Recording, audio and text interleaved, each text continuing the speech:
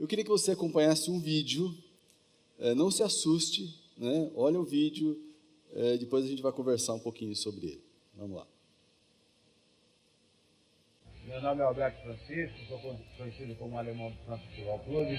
Tenho 13 tatuagens, falta fazer 8 tatuagens que eu vejo nos que eu desenvolvi. Felizmente tenho diabetes, e quando a diabetes é bem complicado cicatrizar uma tatuagem. Eu queria fazer aqui no rosto, porque se eu fosse campeão mundial, dessa tria aí, eu faria mais 2 chutes, aí ficaria tri mundial. Essa aqui é a minha vontade de fazer a tatuagem. Não fiz loucura nenhuma, tudo que eu fiz é pelo amor ao santo. Já fiz muita coisa ruim, muita coisa boa, mas eu acho que loucura, eu acho que foi normal da minha vida fazer o que eu fiz pelo santo. Vocês já viram isso, gente? Põe a foto dele lá.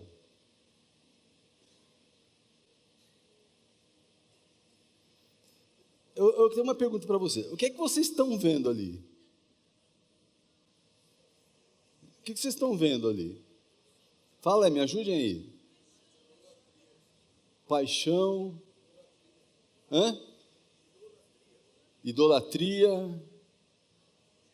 Loucura. Sem noção. O que mais? Uma pessoa. Na verdade, tirando os exageros, eu diria até o mau gosto, né? Porque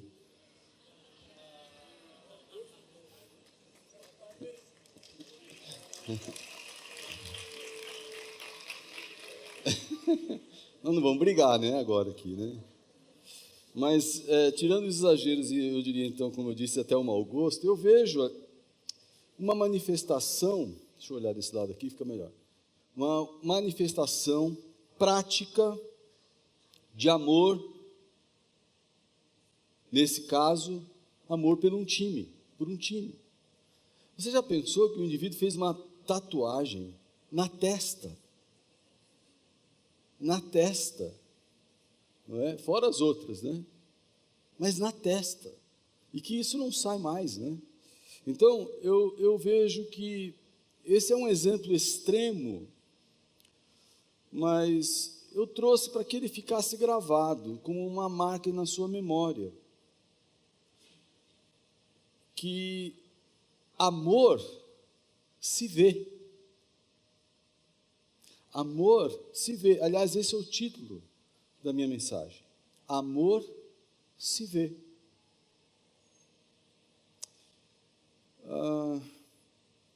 Estava pensando nesse texto que eu vou ler agora, e aí domingo passado, eu não preguei, e domingo de manhã o pastor Alexandre estava pregando. Eu conheço o Alexandre já há 22 anos, conheço o Alexandre há muitos anos, mas mais de 30 anos eu conheço o Alexandre, mais de 33, a Cristina cantou no meu casamento. Faz tempo. Mas trabalho junto com o Alexandre há 22 anos. Quando o Alexandre veio aqui, nem tinha cabelo branco, ele era um meninão assim, né? E domingo passado eu estava ali sentado, vendo ele pregar, e repetindo mais uma vez a mesma coisa. Anos após anos, a gente está aqui pregando a mesma coisa. O tempo passou para mim, passou para ele, passou para minha esposa, passou para a Cristina, para o Daniel, e a gente está aqui pregando a mesma coisa, domingo após domingo, falar a mesma coisa. Nós vamos ler os mesmos textos da palavra de Deus, e eu estava ouvindo a voz dele domingo passado, e pensando, puxa, esse cara não desiste. Aí eu pensei, a gente não desiste,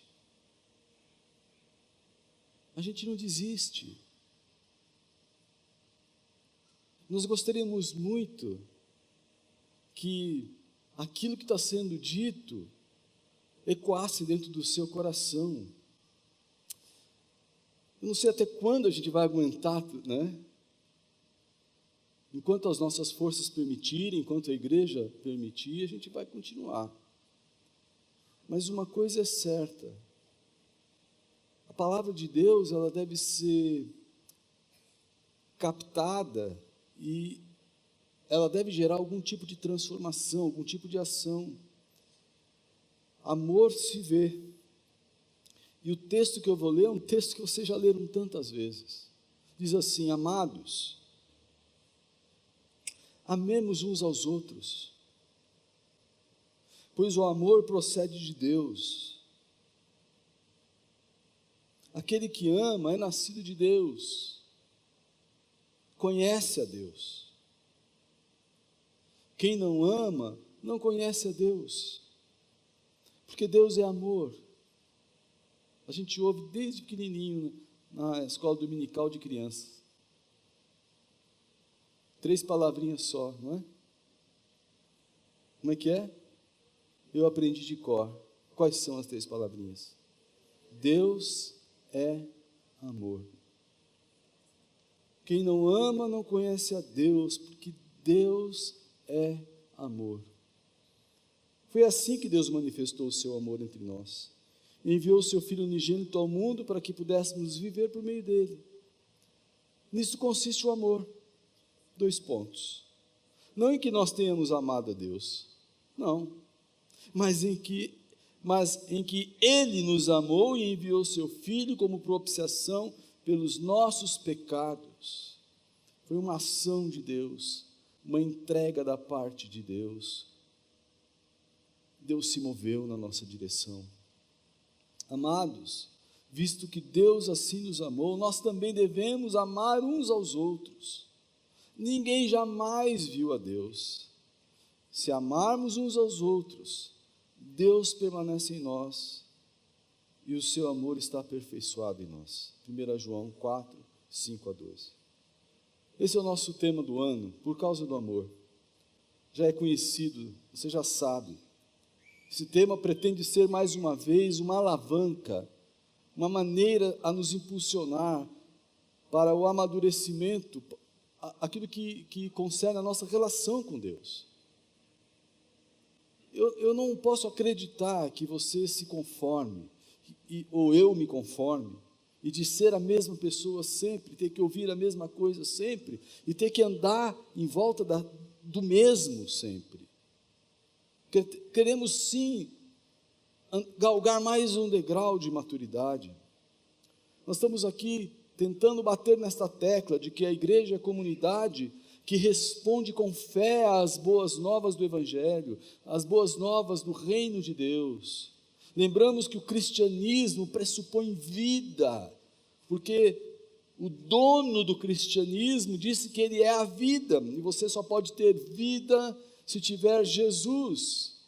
Vida que surge por meio de um relacionamento profundo com Deus em Cristo. Viver é relacionar-se profundamente com Deus.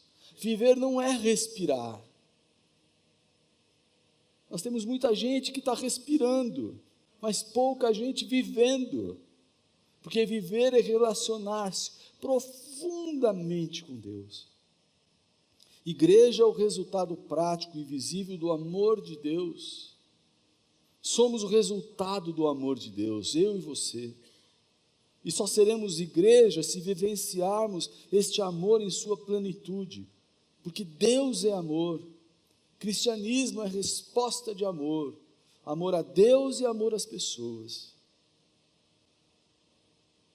Tem um propósito hoje. Meu propósito é que você, eu quero que você, eu pretendo que você entenda, né, que um nascido de Deus se comporta como um filho de Deus. Você deve entender isso, que um nascido de Deus se comporta como um filho de Deus.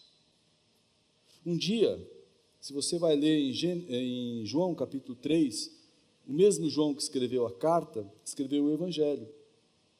E um dia, no capítulo 3 de João, ele encontra um homem chamado Nicodemos. Jesus se encontra com esse homem, num horário assim, até fora do padrão. E o Nicodemos disse para Jesus: mestre, Deus o enviou para nos ensinar. E eu tenho ouvido falar dos seus sinais, tenho acompanhado alguns deles. Os seus sinais e as suas palavras comprovam isso, que Deus enviou o Senhor para nos ensinar. Acontece que Jesus, ele dá uma direção surpreendente para essa conversa. Ele diz assim para o Nicodemos: Nicodemos, quem não nascer de novo, não verá o reino de Deus. Quem não nascer de novo, não verá o reino de Deus. E aí nós temos a célebre conversa entre Jesus e Nicodemos e Jesus. Nicodemos pergunta: como é que um velho pode nascer de novo? Como que um velho pode voltar para o ventre da mãe? Aí Jesus olha com aquela cara de misericórdia para o Nicodemos e diz: olha, cara, você é um mestre aqui. O que é nascido de carne, o que é nascido da carne é carne. E o que é nascido do Espírito é Espírito. Você é um mestre em Israel e não sabe dessas coisas? Pois é. O passo de uma entrega incondicional a Deus por intermediação de Jesus Cristo é chamado por Deus de novo nascimento. Ou seja, quando você reconhece que você não consegue comandar a sua vida e você se prostra diante do senhorio de Jesus. A palavra Senhor quer dizer dono, aquele que comanda. Então você entende: ó, eu não posso comandar a minha vida, eu não posso ditar como as coisas são. Desde que eu estou fazendo isso, a minha vida se tornou um caos. Então, no momento que você para e diz: Senhor, eu me entrego a Jesus. Quando você diz isso, quando você confessa com a sua boca e crê no seu coração que Jesus é o Senhor, a Bíblia nos ensina que você nasce de novo. Aquele que entrega a vida a Jesus é chamado de uma pessoa que nasceu de novo, uma nova criatura. João mesmo fala que quem entrega a vida a Jesus é também chamado filho de Deus, ou então é nascido de Deus. Então, a pergunta vem: quem são os nascidos de Deus? Ou quem é o nascido de Deus? O nascido de Deus é aquele que ama, diz o texto. Aquele que ama é nascido de Deus e conhece a Deus. Simplesmente porque Deus é amor. Então, meus queridos irmãos, minhas queridas irmãs, você que está aqui hoje à noite, a prova do meu novo nascimento e a prova cabal do seu novo nascimento não é demonstrada pelos ritos da nossa religião. A prova do nosso novo nascimento não é demonstrada pela quantidade de cultos que eu frequento, pela maneira como eu desenrolo os ritos, os rituais da minha religião, ou pela prática da minha religiosidade.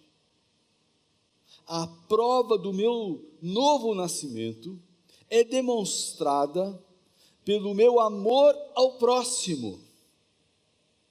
Opa, agora essa coisa está interessante. Diz o texto no verso 7: amemos uns aos outros, pois o amor, o que diz lá? Procede de Deus. E aí o verso 8 diz: quem não ama, não conhece a Deus. Então a prova cabal da nossa relação com Deus, para que a gente entenda se somos ou não nascidos de Deus, está no amor para com as pessoas que estão à nossa volta. Então, amar é uma... E amar, né, qual é a definição de amar? Amar é uma ação prática. Amor se vê, não é isso? E aquele, né, lembra da tatuagem na testa? Amor se vê. No caso dele, você olha, você vê. Amor se vê. Podemos não saber muitas coisas daquele homem que vimos ali, não sabemos o nome dele, né, não sabemos nada dele, mas não podemos negar o amor daquele indivíduo pelo seu time. Aí temos que voltar para a nossa realidade. E eu quero dizer para vocês que amar é uma decisão, não é um sentimento.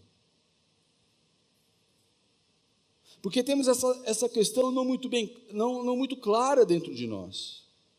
Nós achamos que o amor está numa esfera do subjetivo, numa esfera que não pode ser contabilizada, porque nós colocamos o amor, na maioria das vezes, dentro de uma esfera de sentimento. Mas amor se vê.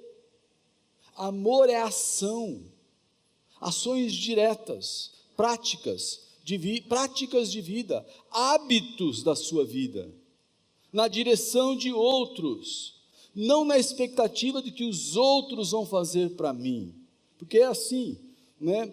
Essa igreja, o pastor está falando de amor, quero ver se alguém vai me amar, né? Não é bem assim que funciona. Nós estamos falando de amor. Pense em você. Quais são as ações diretas, práticas, seus hábitos, na direção de outras pessoas? Hábitos de generosidade, hábitos de civilidade, hábitos de educação, hábitos de paciência para com os outros, hábitos de misericórdia, hábitos devocionais para com Deus, hábitos de oração, de intimidade e comunhão com Ele, hábitos voltados a Deus e hábitos voltados a pessoas. O amor é a decisão de viver em função das pessoas à nossa volta, fazendo valer as coisas simples do dia a dia.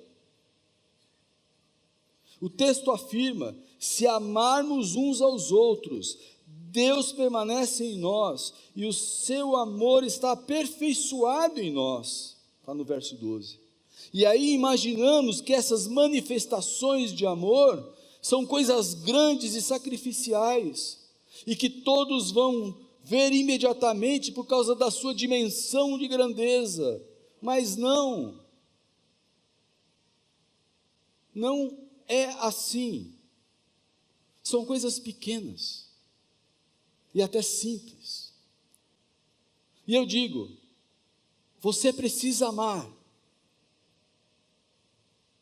E aí você responde: pastor, mas o que isso quer dizer? Como eu faço isso? Eu quero dar algumas dicas para você. E as minhas dicas são muito simples. Você pode começar com manifestação de amor à sua família. Como é que você faz isso? Vivendo uma vida intencional. Viva com algum projeto de relevância. Pense como a sua vida pode se tornar um benefício para os membros para as outras pessoas. Da sua família, eu estou falando do seu núcleo, onde você está lá. Você, pai, mãe, filhos, né? Ou tio que mora junto, avô, avó, esse núcleo. Como a sua vida se torna um benefício para essas pessoas. Então viva com atenção ao que Deus quer fazer através de você, na vida de outros membros da família. Viva com atenção, pare de ser um distraído. É tão engraçado isso, porque a maior parte das coisas que Deus queria falar para você, você não ouviu, porque você se distraiu. Eu fico imaginando uma pessoa que sai de casa de manhã e diz: Senhor, fala o meu coração hoje. Aí ela está aqui, alguém está pregando ou falando, e Deus fala: eu vou falar com você agora. Só que nessa mesma hora ela levanta e vai tomar água. E aí volta. Perdeu. Interessante. Se você não cuida da sua vida, se não fica atento, se você não tem uma vida intencional, se você não aproveita as suas oportunidades, você não vai demonstrar amor para a sua família, porque se você não cresce, você não mostra amor para com a sua família. Quer ver uma outra maneira de você demonstrar amor para a sua família? Seja uma pessoa pontual. Você não imagina quantas coisas você já perdeu da parte de Deus por chegar atrasado. Aí você diz: mas como é que é isso? Tenha constância. Seja constante por amor aos seus filhos. Esses dias nós estávamos vendo uma estatística do Villa Kids. Estava conversando, Villa Kids, Ministério com Crianças, estava conversando com o líder do pastoreio lá, o Diego, e ele nos disse o seguinte, que cada 15 dias as crianças têm um rodízio, elas só vêm cada 15 dias na igreja, e crianças só vêm, porque nós temos lá, vocês viram, né, que agora tudo, não tem jeito de escapar, né, a gente sabe se você veio, se você não veio, se a criança veio ou não, porque é tudo com leitura de código de barras, né, eu não sei se é código de barras, é alguma coisa que eles fazem lá, que sabe exatamente quem é, e eles viram que as crianças vêm, mas elas vêm em rodízio, de cada 15 dias, não é? Constância, meu irmão, você pode demonstrar amor para com o seu filho, sendo constante, paciência para com as pessoas à sua volta, para com os filhos. Nunca use palavras erradas para com eles, nem palavras torpes, porque se você não faz a coisa certa, você não está mostrando amor. Relacionamento de maturidade entre marido e mulher, mostra amor para o marido, mostra amor para a mulher, mostra amor para os filhos. Se você está se relacionando com maturidade com a sua esposa, pode ser uma manifestação de amor, porque pode ser que alguns pais são hedonistas, tem prazer em agradar-se a si mesmo, com um estilo de vida voltado para os seus interesses, e os filhos que se lasquem, que se adaptem. Eu vou fazer as coisas do meu jeito, e aí os meus filhos têm que se adaptar. Eu não estou demonstrando amor para com eles.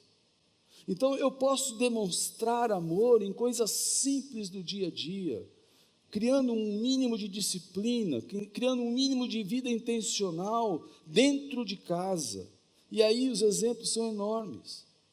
Mas elas têm manifestação de amor à família, manifestação de amor ao próximo. Como é que a gente pode amar o próximo de verdade? Com respeito. Aí você fala assim: não, respeito eu tenho. Então tenha consideração pelas pessoas. Aí a consideração vai desde entender os limites pessoais que as pessoas têm, que nem todos são iguais a você, até compreender que a música que eu ouço em casa deve ser de um volume que não atrapalhe o meu vizinho, mesmo que o vizinho ouça música alta. Eu era recém-casado, e a gente alugou uma casa, um bairro, lá em Osasco. E aí, o nosso vizinho adorava uma música alta, e música ruim. Um dia eu me peguei colocando uma caixa acústica, antigamente as caixas eram desse tamanho assim, né? Na minha janela, e ligando, né, para dar de volta.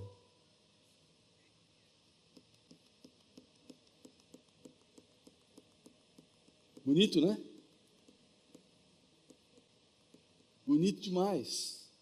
Você acha que se alguma vez eu tive coragem de convidar aquele homem para vir na igreja? Você acha que alguma vez eu ouvi falar do amor de Deus para ele? Você acha que alguma vez eu tive coragem de me colocar, dar qualquer palavra para ele? Estupidez, falta de respeito. Falta de respeito vai desde entender que o choro da sua criança pode atrapalhar uma pessoa no culto. Aí, o pastor está pegando pesado. Não, porque só as outras crianças que nos atrapalham. As minhas não, a minha criança não. Entendeu? Então vai desde você entender que uma criança pode atrapalhar uma pessoa aqui num culto, até não sair antes de terminar o culto só para levar vantagem e pegar uma criança primeiro para não pegar a fila lá no Ministério Infantil. Isso é respeito. E não sair antes do culto, porque eu não quero pegar fila. No caso da noite não tem isso, mas no culto das 11... Sabe, era disso que Jesus estava falando, quando ele disse andar a segunda milha. Ele estava falando de amor, de respeito. Amor ao próximo tem a ver com civilidade. Hábitos que demonstram consideração, boas maneiras, vão desde não furar fila no supermercado, ou no banco, ou sei lá onde for, e não cortar no retorno do quilômetro 23. Sabe onde é o quilômetro 23? Quem deu risada sabe do que eu estou falando.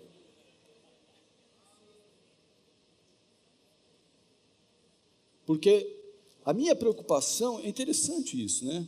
Estava conversando com uma pessoa esses dias sobre isso. Porque você sabe que o quilômetro 23 da Raposo, você vai fazer aquele retorno, você vai aqui na fila, mas sempre tem um espertinho que quer, né? Acha que é esperto, vai na frente. E ele vai e corta. Então, esse cara está errado porque fez, e eu estou errado porque fico com raiva dele. Eu fico com raiva porque, por quê? Porque lá no fundo,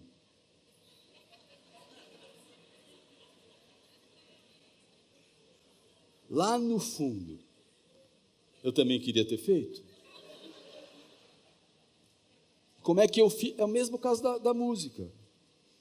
O meu vizinho me dá música alta e eu mando música alta de volta.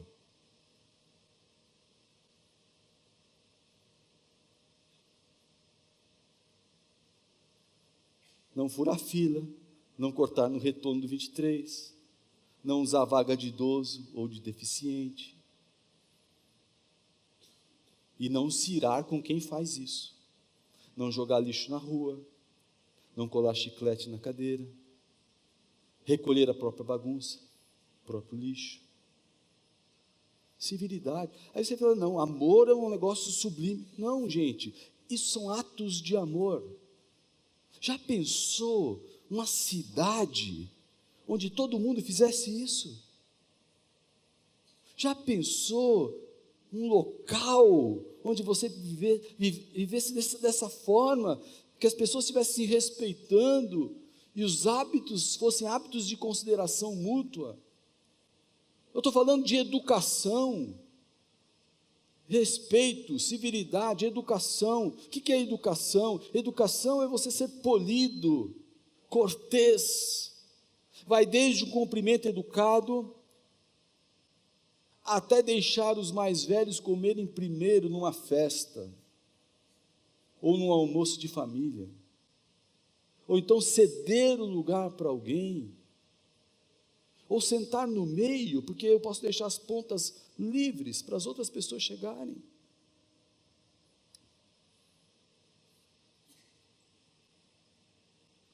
Ceder o lugar no transporte público, isso já era, né? Nunca mais aconteceu isso, eu acho.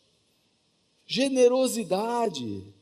O generoso é aquele que sacrifica os próprios interesses em benefício do próximo.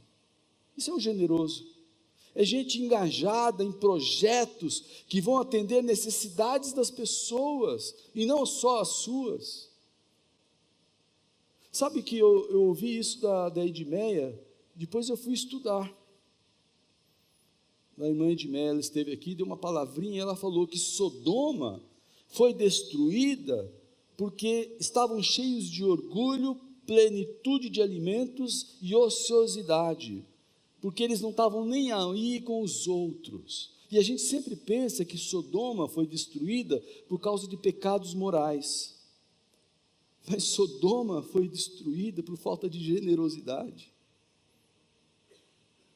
Generosidade é tentar ouvir o coração e ouvir o coração do que as pessoas estão falando, ou seja, ouvir o coração dos outros, o que é que eles estão tentando dizer, e dentro das possibilidades atender essas pessoas. Dentro da generosidade está o espírito de viabilizar perdão, perdoar pessoas. Dentro da generosidade está o espírito de não querer fazer justiça com as próprias mãos, com as próprias palavras, ou então segurar a pessoa com o carro para ela não entrar no 23. Você aqui não entra, não é? Generosidade.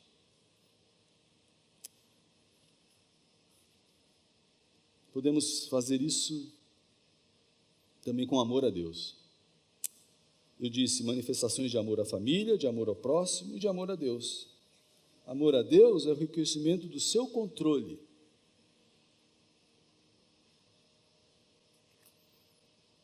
Amor a Deus é o reconhecimento do seu controle sobre a minha vida. Queira você ou não, Deus tem o controle da sua vida. E esse é um conhecimento que gera rendição. No momento que você reconhece que Deus tem o controle da sua vida, você levanta a sua mão e diz: está aqui, estou aqui. Então, o seu levantar de mãos não é um padrão de religiosidade que acontece no culto. O seu levantar de mãos é: Deus, estou aqui nas tuas mãos. Reconheço o teu controle sobre a minha vida. Isso não é fácil. Vocês já ouviram aquela música, No Controle Tu Estás? Não é? Como é que é? Canta um pedacinho aí. No controle Tu estás, né? És meu Senhor, és meu pastor e nada faltará. E aí vem uma hora que fica lá, no controle Tu estás. Eu tinha uma bronca dessa música, porque ficava, no controle Tu estás, no controle Tu estás. Eu sentava, levantava e sentava, levantava e estava no controle Tu estás, repetindo. Até um dia caiu a minha ficha, e eu comecei a gostar da música. Sabe por quê? Porque a gente precisa dizer de novo, porque a gente assume o controle, e Senhor Deus, porque é assim que a gente tem que dizer: ó Senhor, no controle Tu estás, no controle Tu estás, no controle Tu estás, no controle Tu estás, Senhor. E você começa a rolar no chão e dizer: Senhor, o Senhor está no controle, porque nós temos a tendência de querer ser deuses e controlar a nossa própria vida. No momento que eu dou o meu controle a Deus, eu demonstro amor a Deus. Amor a Deus é confiança no seu controle, não é uma rendição baseada em medo, porque no amor não há medo, mas o perfeito amor lança fora o medo. O amor lança fora o medo e me permite uma vida de paz. Eu não preciso desconfiar das intenções de Deus, nem preciso barganhar com Ele. É uma relação de confiança. Amor a Deus é entrega incondicional a esse controle, porque sem Ele você não é nada. Reconheça o seu amor na minha vida, Deus. Reconheço o seu amor na minha vida. Amor a Deus é temor, um compromisso de não fazer concessões para com o pecado. Gente, a gente não tem mais medo de Deus, e um pouco de medo seria bom. Medo, temor. A gente vai vivendo a nossa vida de qualquer jeito, fazendo as coisas do nosso jeito, sem nenhum tipo de reconhecimento do controle de Deus, daquilo que Deus quer ou não quer. A gente não está nem aí com Deus. A gente não está nem aí com o que Deus quer fazer com a gente. A gente não está nem aí em pecar, porque Deus... Temor é um compromisso de não fazer concessões para o pecado. Por uma simples razão, o pecado ofende a Deus. E eu não quero ofender a Deus. Na prática, Deus quer nos ensinar as coisas.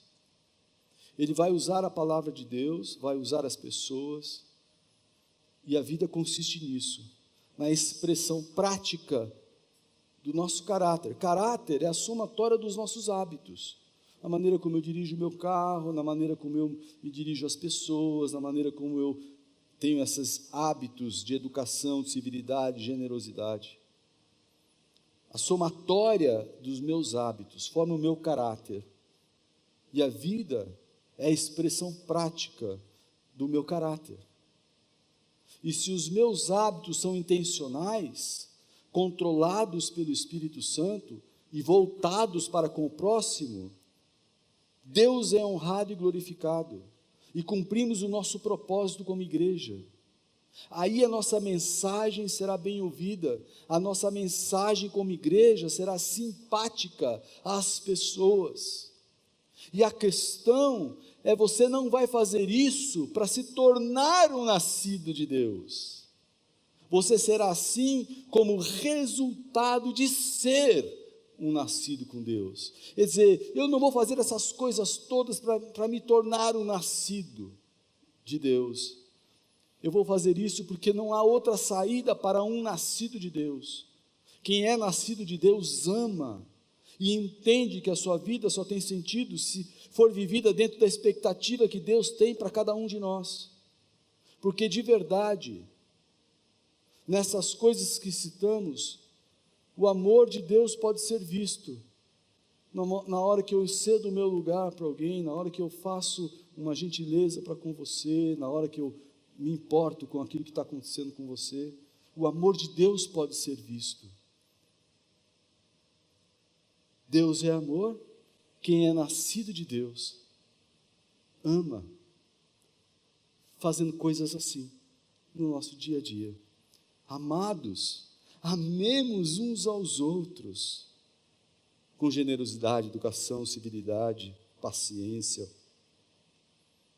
pois o amor procede de Deus. Aquele que ama, sendo generoso, educado, com civilidade, com paciência, é nascido de Deus e conhece a Deus. Quem não ama, quem não consegue ter civilidade, educação, generosidade, não conhece a Deus, porque Deus é amor. Foi assim que Deus manifestou o seu amor entre nós. Ele foi generoso, foi amoroso, foi gentil, foi cuidadoso, foi um pai amado. Ele manifestou seu amor entre nós, ele enviou o seu filho, aquilo de mais importante ele tinha, para que pudéssemos viver por meio dele. Nisto consiste o amor, não em que nós tenhamos amado a Deus, mas que ele nos amou e enviou o seu filho como propiciação pelos nossos pecados. Então, amados, visto que Deus assim nos amou, Deus nos fez, o modelo veio de Deus. Assim como Ele fez isso por nós, nós devemos fazer isso uns para com os outros. Ninguém jamais viu a Deus. Se amarmos uns aos outros, Deus permanece em nós e o seu amor está aperfeiçoado em nós. Como seria bom se a gente pudesse viver assim.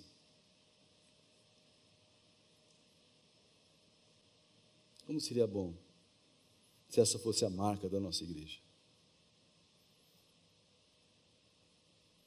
Como seria bom se nós pudéssemos nos tratar mutuamente dessa forma? Se o modelo que você representa pudesse ser um baita exemplo para os seus filhos, para a sua esposa, para o seu marido, para os seus vizinhos, do amor de Deus. porque foi isso que Deus fez, entregou seu Filho por nós. Vamos orar? Curva a sua cabeça, vamos falar comigo. Senhor, nosso desejo como igreja é viver para a honra e glória do Teu nome. Mas mais do que isso, nós gostaríamos muito que isso não fossem apenas atos de religiosidade.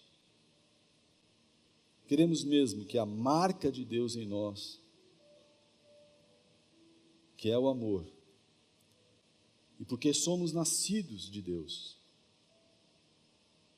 que essa marca do amor possa ficar tão evidente, que ninguém tenha dúvidas a respeito da nossa experiência com o Senhor. E que o impacto que vamos ter neste mundo, nesta cidade, possa ser evidente por causa disso. Em nome de Jesus. Amém.